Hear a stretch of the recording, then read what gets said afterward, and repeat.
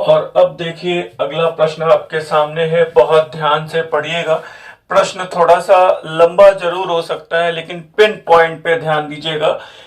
प्रश्न को पहले ध्यान से पढ़िए।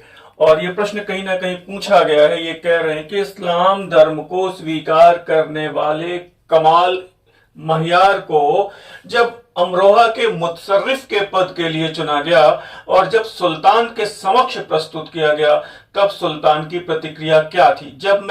प्रतिक्रिया क्या थी, मतलब उन्होंने क्या कहा? जब मैं निचले तबके में पैदा व्यक्ति को देखता हूं तो मेरे मेरे शरीर में प्रत्येक धमनी और नस में खिंचाव शुरू हो जाता है और मेरी आंखों में खून उतर आता है। वो आगे लिखा नहीं गया है यहाँ पर। तो ये स्टेटमेंट किसका है? तो मुझे उम्मीद है आप जवाब दे पाएंगे। चार ऑप्शन हैं आपके पास, तो इल्तुतमिश, बलबन, अलाउद्दीन खिलजी और सिकंदर शाह लोदी। तो मुझे उम्मीद है आप इसका जवाब दे पाएंगे और ये हैं बलबन, गयासुद्दीन बलबन।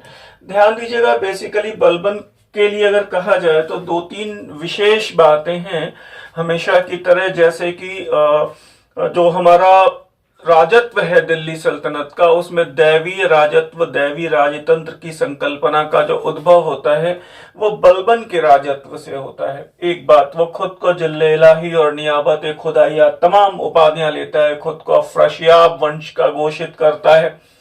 लौह एवं रक्त की नीति, the policy of iron and blood, इसका सूत्रपात बलबन ही करता है, जिसको बाद में आगे अलाउद्दीन खिलजी ने भी कंटिन्यू किया। और कुलीनता, उच्च वंश और कुल के प्रति आग्रह की नीति, कुलीनता की नीति, प्रशासन में उसने योग्यता के बजाय निम्न कुल के व्यक्तियों को प्रश्रय नहीं दिया। योग्यता तो ठीक है लेकिन उच्च वंश और कुल के प्रति आग्रह की नीति उसने अपनाई। निम्न कुल का कितना भी व्यक्ति योग्य हो उसको वो शामिल नहीं करता है प्रशासन में।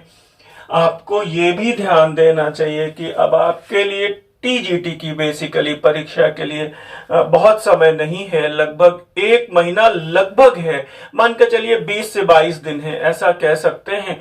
और इस समय मैं देख रहा हूं, जैसा कि मेरी क्लास में बहुत से लोग शामिल हैं, छात्रों ने थोड़ा सा बहुत जल्दबाजी और हड़बड़ी आ रही है इस समय। बार बार कह रहा हूं, जितना कुछ आपने पढ़ना था, जो कुछ भी पढ़ा वो अब तक आपने 2 वर्षों में पढ़ा, क्योंकि ये परीक्षा 6-6 महीने करके लगभग 2 वर्षों से टल रही थी। अब ये लास्ट मोमेंट में आकर के आपको अपनी अध्ययन की दिशा को गलत दिशा में ले जाने की जरूरत नहीं है। आपने बहुत पर्याप्त पढ़ा है, बस प्रैक्टिस आपको करनी है। हाँ, इस दिशा में एक बात मैं आपको बड़ी विनम्रता से बताना चाहता हूं, हम लोगों की एक नई पुस्तिका मॉडर्न इंडिया की लॉन्च हुई है अमृत मंजरी के नाम से। ये 2000 इतिहास के 2000 प्रश्नों का संकलन है, टॉपिक वाइज संकलन है। इसमें ये परवर्ती मुगल और यूरोपियों के आगमन से शुरू होती है और भारत की आजादी के बाद तक जाती है। सारा कोर्स कवर किया गया और सबसे बड़ी बात यह है कि इसमें इस पुस्तिका में कठिन प्रश्नों की बहुत डिटेल व्याख्या भी दे दी गई है, ताकि आपको लास्ट मोमेंट में पढ़ते समय किसी भी पुस्तक को देखने या समझने की जरूरत ना रहे। और इसमें प्रामाणिकता को 99.99% तक बनाने की कोशिश की गई है। जैसा कि आपने भूतपूर्व जो हम लोगों की पहले की जो पुस्तिकाएं हैं मध्यकालीन इतिहास की, अमृत गंगा के नाम से 2500 प्रश्नों का संकलन है, इसको बहुत प्यार दिया आपने। एंशिएंट की जो अमृत संजीवनी हम लोगों की प्रकाशित हुई थी, ये पुस्तिका, 3 पुस्तिकाएं आपके पास, ये 3000 प्रश्न एंशिएंट हिस्ट्री के हैं। प्रागैतिहासिक काल से राजपूत काल तक जाती है ये पुस्तिका। इसमें 3000 प्रश्न हैं टॉपिक वाइज, बहुत सारे, मतलब हजारों छात्रों ने मंगाई है ये पुस्तिका। इसके बाद मेडवल के लिए आपके पास 2500 प्रश्नों का संकलन है, ये अमृत गंगा के नाम से आई है। और इस समय अंतिम चरण में जबकि तब आपको मॉडर्न इंडिया में बहुत कंफ्यूजन होता है, मॉडर्न इंडिया में बहुत कंफ्यूजन होता है, बहुत प्रामाणिकता के साथ, बहुत विनम्रता के साथ आपके लिए ये अमृत मंजरी पुस्तिका लॉन्च कर रहे हैं। और लगभग 2 दिनों में 500 से ज्यादा छात्रों ने इस पुस्तिका को मंगाया है।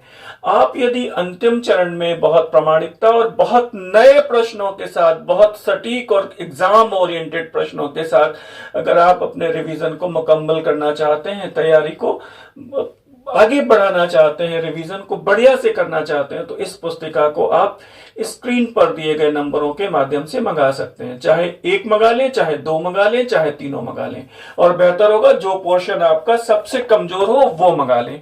और ये जो मॉडर्न इंडिया के लिए सबसे बड़ी बात यह है कि छात्रों में बहुत कंफ्यूजन है। इस पुस्तिका को पढ़ने के बाद, इसकी व्याख्याएं देखने के बाद आपके अंदर कंफ्यूजन जैसी चीज नहीं रहेगी, क्योंकि हर पन्ने पर कठिन प्रश्न जो भी दिए हुए हैं उसमें आप करीब से देख सकते हैं, बहुत डिटेल व्याख्या दी गई है। तो यह पुस्तिका आपके अध्ययन में एक अमृत मंजरी, अमृत गंगा, अमृत संजीवनी बहुत बड़ा रोल प्ले कर सकती है। तो आप चाहें तो इस पुस्तिका को मंगा सकते हैं। और अब आइए हम लोग अगले प्रश्न की ओर जाते हैं, और अगला प्रश्न क्या कह रहा है ये देखते हैं।